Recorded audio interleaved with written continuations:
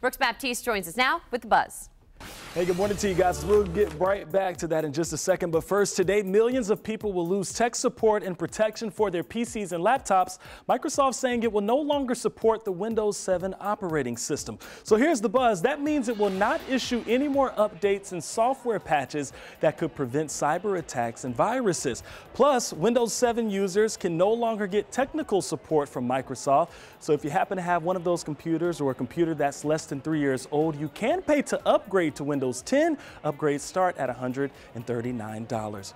Also trending this morning, the Oscar nominations, they're out, but once again, the Academy is facing backlash for its lack of diversity. The hashtag #OscarsSoWhite was trending when the nominees were announced Monday morning, but it's this clip of actress Issa Rae who hosted the announcement ceremony catching everyone's attention. Take a look.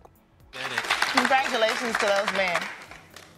And finally, so some are saying that little slight pause, that was intentional, and it might have been her reaction because only male directors were nominated. Well, the category of Best Director is historically dominated by men. Only 5 women have been nominated in the history of the Academy Awards, and this is the 92nd year for the show. Social media praising Ray's reaction, agreeing the ladies behind Little Women, Hustlers, The Farewell, and A Beautiful Day in the Neighborhood should have been considered.